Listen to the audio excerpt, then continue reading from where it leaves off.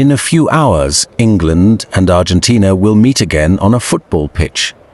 But for these two nations, this fixture has never been just a game. 44 years ago, they were not rivals on a field, they were enemies at war, fighting over a remote group of islands in the South Atlantic that both still claim as their own today.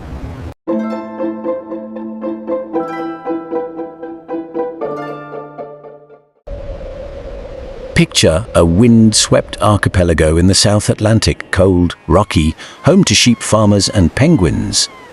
Thousands of miles from both London and Buenos Aires, the British call them the Falkland Islands, Argentina calls them Las Malvinas.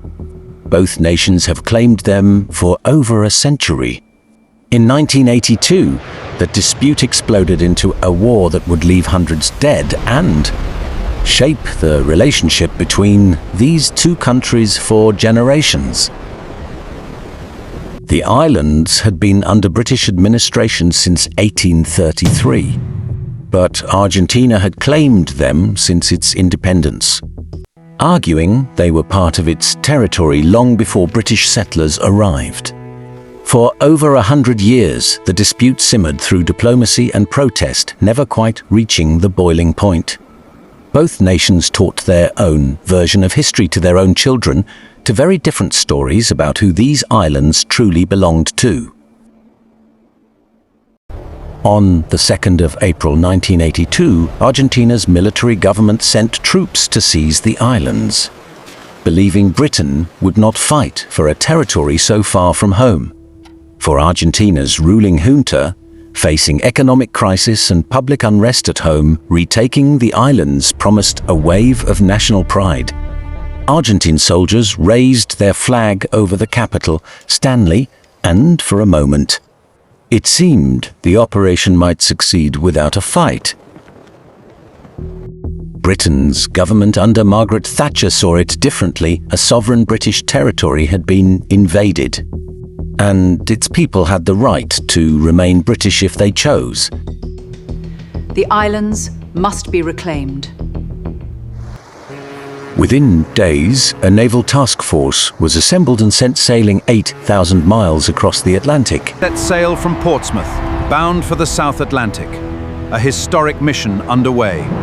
What followed was a tense, difficult war fought in freezing weather, fog, and rough seas, testing both nations far more than either expected.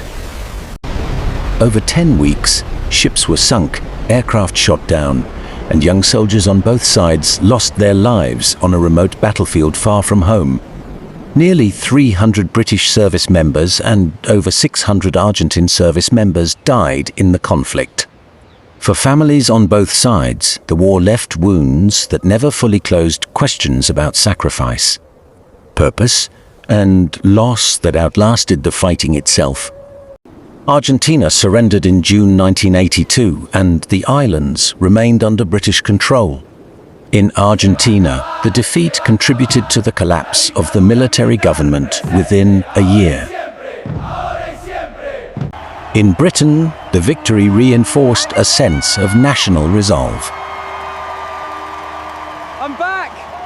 But for the islanders themselves, just under 2,000 people, life continued on a windswept landscape that had briefly become the center of world attention.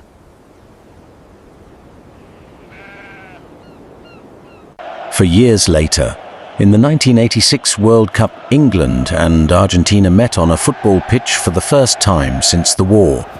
The match became legendary, not just for its skill, but for its symbolism.